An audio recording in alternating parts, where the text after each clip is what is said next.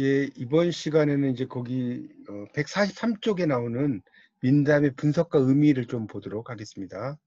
이번 시간은 143페이지에 나오는 민담의 분석과 의미. 자, 한번 보시죠. 자, 거기를 좀 보도록 하겠습니다. 아까 한 번에 가기는 좀 너무 길어서 제가 좀 끊었습니다. 143쪽. 자, 이제 민담의 분석과 의미에서는 이제 거기 첫 번째 구렁이와 깨 많은 신부, 설화 유형이고요. 견묘쟁주. 이거는 뭐냐면 아까도 설명드렸죠. 개와 고양이가 구슬을 다툰다. 이 견묘쟁주예요. 거기 두 번째 줄 한자 보이죠? 견묘쟁주. 그런 것을 에피소드로 그렸다. 그래서 크게 세 번째 있죠? 등장인물이 구슬을 얻게 되는 과정. 세 번째 보면 등장인물이 구슬을 얻게 되는 과정, 얻은 구슬을 상실하는 과정, 상실한 구슬을 되찾는 과정이 있다. 이렇게 나왔습니다. 그 다음에 이제 따라서 이제 각 편에 따라서 A가 없는 부분도 있고 A의 구렁이와 깨 많은 신부가 아닌 방위득보. 이 방위득보라는 말은 뭐냐면 잉어를 놓아주고 보물을 얻다. 이런 뜻이 있습니다. 이게 이제 방위득보예요. 그래서 목숨을 구해준 용왕의 아들로부터 보은의 선물을 받았는데 신묘한 구슬이라는 이야기가 결구되어 있다. 그러니까 견묘쟁주는 이 B와 C 그 위에 있죠? 이게 중심이 되면서 개와 고양이 사이가 왜 나쁜가 이런 걸 이야기하는 거예요. 이제 하나의 이야기거리를 만드는 거죠. 그렇게 정리를 하시면 될 것 같습니다. 그 다음에 이제 그 밑에 나오는 여러 가지가 있는데 이거는 좀 넘어가고요. 제가 아까도 좀 설명을 하다 말았는데 여성과 남성, 이게 여성과 남성이 있을 때, 자, 이 부분을 좀 설명 좀 할게요. 남성과 여성이 있을 때.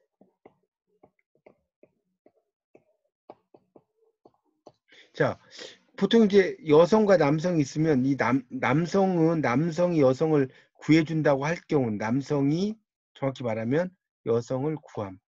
자, 이럴 경우에는 어떻게 되냐? 일단은 이 여성이 그 미혼인 경우에 미혼. 결혼하지 않았다는 거예요. 자, 그래서 이제 남성이 여성을 구출을 해줘요. 그러면 구출을 하고 나서 결혼해. 그런데 이 여성은 대부분이 뭐냐? 공주예요. 여성은 공주인 경우가 상당히 많은데 여성이 이제 반대로 여성이 남성을 구할 경우에는 어떻게 되냐?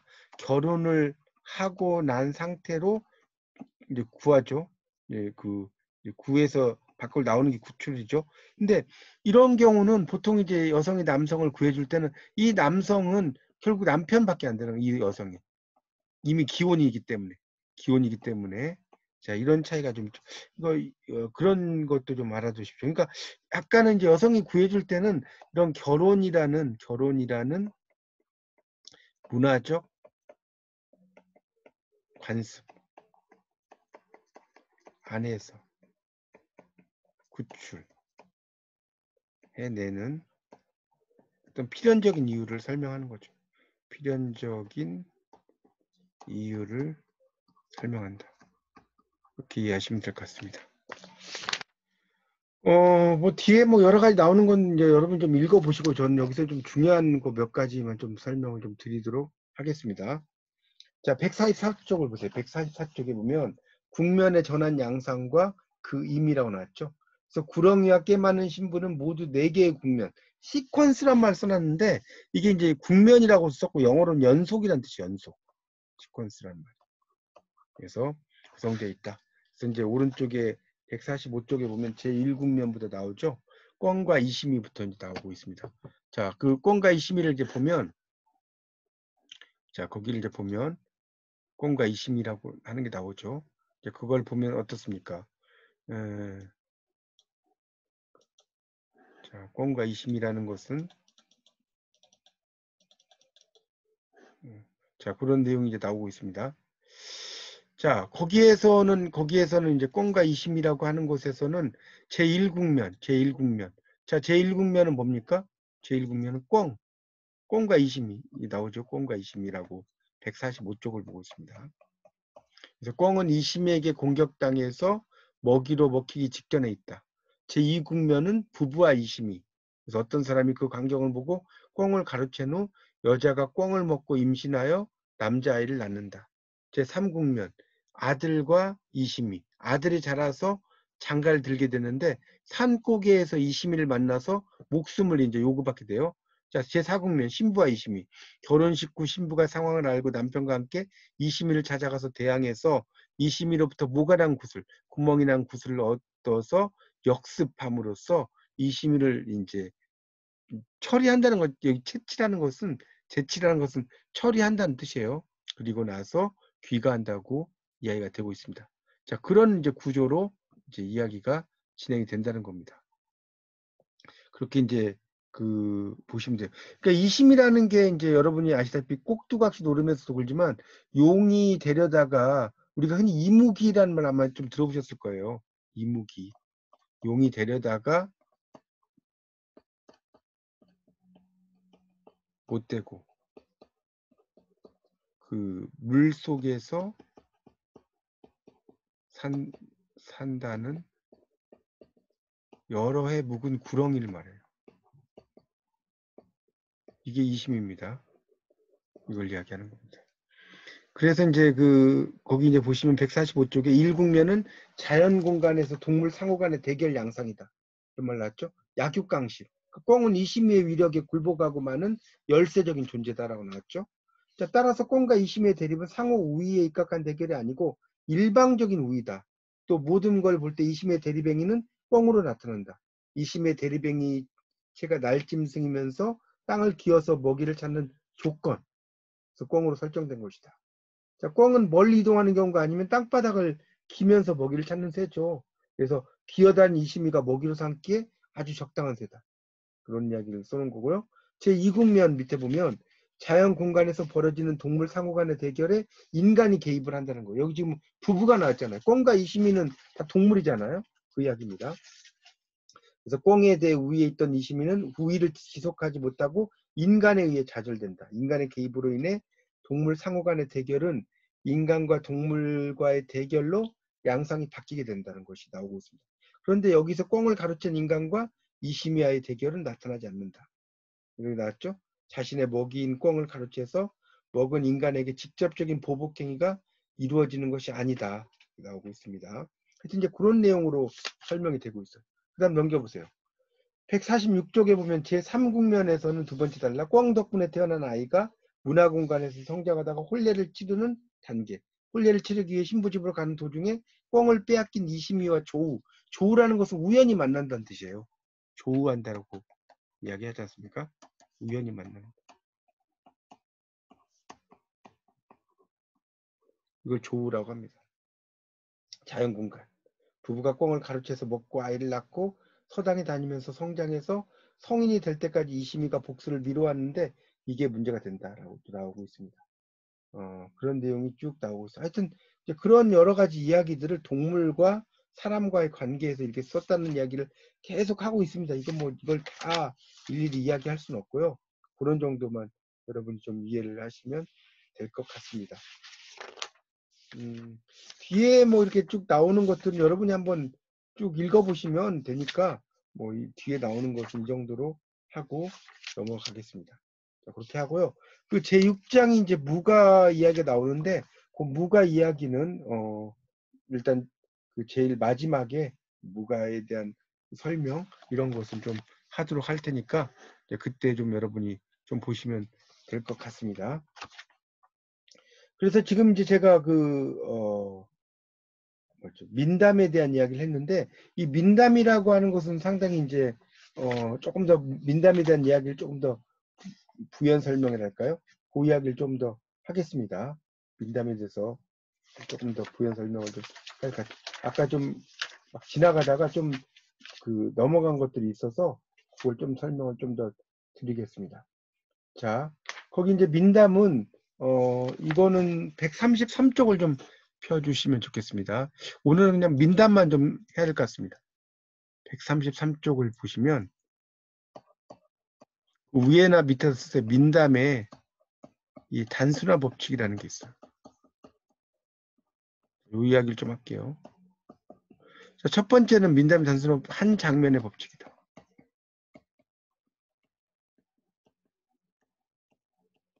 자, 그래서 이 한 장면의 법칙은 뭐냐? 상대되는 인물만, 그 중에서 상대되는 인물만 나오는 특징이죠.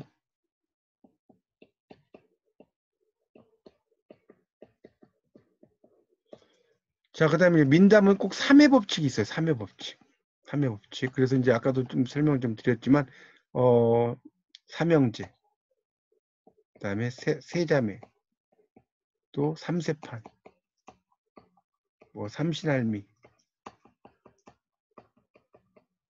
금은동, 진선미, 가위바위보. 이 전부 다 3이잖아요. 그래서 이 우리나라는 3과 관련이 상당히 많습니다. 그래서 하여튼 이제 그 중에서 삼형제를 하면 주로 어떠냐? 막내가 원가 일원이에요. 그 우리 노래 중에 이런 거 있잖아요. 건넌마을에 채진사댁에 딸이 셋 있는데 그 중에서도 셋째 따님이 제일 예쁘다던데 이렇게 나오죠. 그러니까 이 셋 번째 막내를 이제 상당히 중시하는데 그게 특히 3이죠. 그런 것을 또 이제 강조를 한다라고 볼 수가 있죠. 자, 그다음에 이제 이 그런 걸 이제 우리가 뭐라고 하냐면 말자 강조의 법칙이라고 하는 거예요. 제일 마지막에 있는 점. 자, 그래서 이 구렁덩덩 신선비 뱀서방 이야기도 이 뱀서방 이야기도 뭡니까? 결국은 세 번째 딸이잖아요.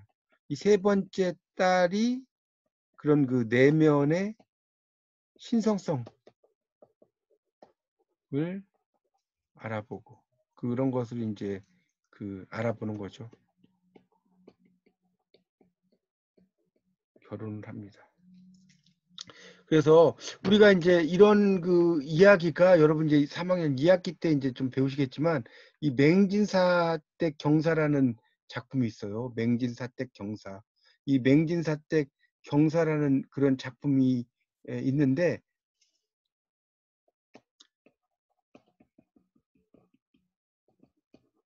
이쁜이하고 갑분이하고 뭐 이런 이야기 있었죠. 이거 드라마로도 많이 나오고 그랬는데 그 이쁜이하고 그 오영진이라고 하는 유명한 희곡 작가가 있습니다.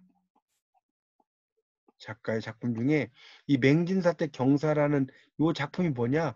이 뱀서방을 가지고 현대화한 작품이에요. 여기선 뱀으로 나왔지만 이제 절름발이로 나오잖아요. 절름발이 그 남편 될 사람이 라고 하니까 몸종을 보내잖아요. 몸종을. 그래서 가서 이제 봤더니 되게 잘생긴 남자였어. 그런 이야기 나오거든요. 그러니까 이게 이제 결국은 맹진사댁 경사가 이 뱀서방을 현대화한 거다. 여러분 3학년 2학기에 현대 희곡론에서 한국 희곡론에서 배우실 겁니다. 그러니까 결국은 뭐냐? 이 막내가 특별한 능력을 가지고 있다. 그리고 또 막내가 결정적 역할을 하고 있다. 자, 이렇게 이해하시면 되겠습니다. 그렇게 좀 정리를 하시고요. 그 다음에 이제 아까도 좀 설명을 좀 드렸지만 134쪽의 누적적 형식과 연쇄적 형식이라고 하는 걸 좀 더 다시 보겠습니다. 134쪽에 누적적 형식은 이게 막 헷갈려 시험에도 나오면 그래서 누적적은 뭐다? 중간에 어느 사건을 빼면 이야기가 성립하지 않죠. 그런데 연쇄적인 사건은 어느 사건을 빼도 이야기가 전개된다. 이렇게 한다는 것을 알 수가 있죠. 자, 그런 차이점도 여러분이 있다는 걸 잘 이해하시면 좋겠습니다. 그게 이제 아주 또 중요한 그 내용이라는 것을 여러분 좀 잘 보시면 좋을 것 같고요. 그 다음에 그렇게 좀 정리를 좀 하겠습니다. 그 다음에 또 좀 몇 가지 설명을 하고 싶은 게, 그러니까 결국 이제 그 민담에서도 그 회귀적인 현상, 거기 그 135쪽을 보세요. 거기 넷째 줄에 보면, 자, 돌아온다는 거죠. 회귀적 현상이라는 것은. 그래서 두더지의 혼인. 여러 높은 곳에 혼자를 구하다가 두더지로, 그러니까 이렇게 9L로 갔는데 다시 원점으로 온다는 거예요. 그러니까 결국은 두더지가 4위를 여기 써놓으세요. 구하려다 두더지에게 돌아온.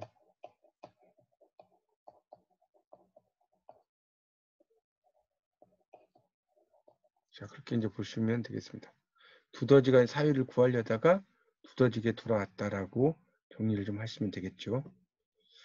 자, 그런 내용도 좀 알아두시면 좋을 것 같고요. 그 다음에 또,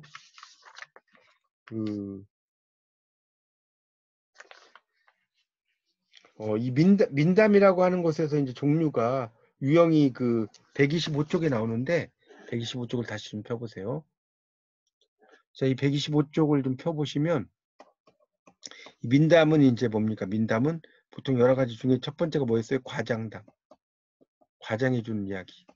과장담. 이건 민담의 유형이라고 쓸게요. 과장담. 그 다음 두 번째가 모방담. 모방하는 거예요. 흥부돌부가 모방담이죠. 박씨, 제비가 박씨를 물어다가 이렇게 한 걸 보고 따라하잖아요. 놀부가 따라쟁이잖아, 따라쟁이. 세 번째가 치우담. 이거는 이제 바보 사위 이야기. 그 다음에 네 번째가 사기담, 사기치는 이야기. 이게 이제 정수동이라든지 이런 사람이 나오죠. 그 다음 다섯 번째가 경쟁담. 서로 경쟁하는 이야기가 많이 나온다는 거예요. 그렇게 이제 볼 수가 있겠고요. 그래서 이제 민담의 대부분은 본격담이죠. 그래서 이 본격담은 다시 현실담과 공상담으로 나눠집니다. 그래서 이 현실담이라고 하는 것은 지혜라든가 기지를 이야기하는 것이고, 이 공상담이라고 하는 것은 그런 그 초현실계의 초자연적 인물이 나오는 거죠. 그래서 이제 인물이 나오는데 이 초자연적인 인물이 어떻게 하느냐면 초자연력을 사용해서 난관을 극복한다. 이렇게 볼 수가 있겠죠. 자, 그런 이야기도 좀 알아두시면 좋겠습니다. 그런 내용이 이제 상당히 또 중요하다라고 볼 수가 있을 것 같고요. 그래서 이제 민담에 나타난 그 민중 의식, 거기 여러분 교재에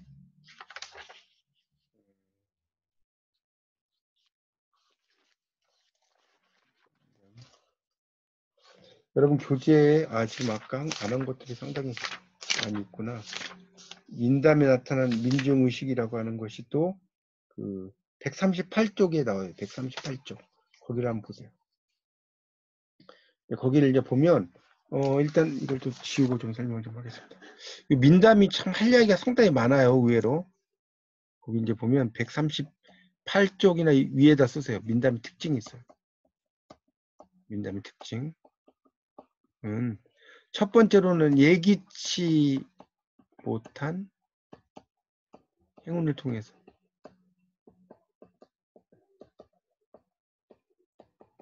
행운을 넘어선다.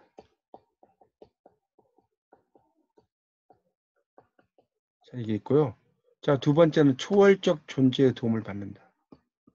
초월적 존재의 도움. 자, 세 번째는 세 번째 이야기는 뭐냐면 그 지배층과 피지배층의 위치가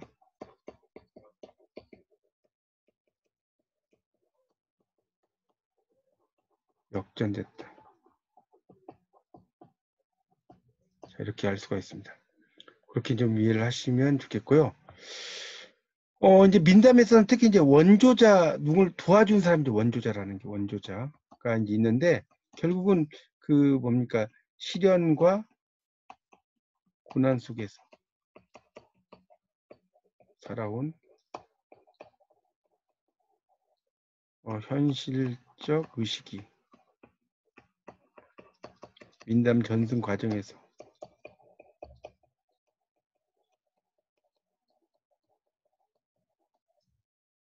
민담 전승 과정에서 향유된다는 것을 알 수가 있습니다. 이게 이제 원조자와 이야기라는 것도 알아두시면 좋겠습니다. 그리고 이제 민담은 또 하나의 이제 민담의 이제 특징을 이제 본다면, 이 민담이라고 하는 것은 어떤 특정 지역을 명시하지 않는다는 거예요. 어떤 명시하지 않는다. 민담은. 자, 그래서 특정 지역을 명시하지 않으니까 전국적인 분포. 자, 그래서 이런 것들이 바로 이제 민담적인 성격을 가지고 있다라고 볼 수도 있겠습니다. 그래서 이제 거기 그런 내용이 있고요.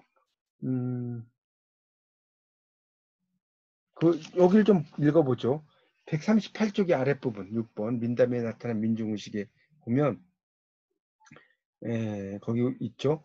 옛날에 지하국에 사는 아귀, 그러니까 이 아자가 굶주릴 아자거든요. 아귀가 귀신 지상세계에 나타나 새 공주를 잡아갔다. 한 장수가 공주를 구출하겠다고 나섰다. 보세요.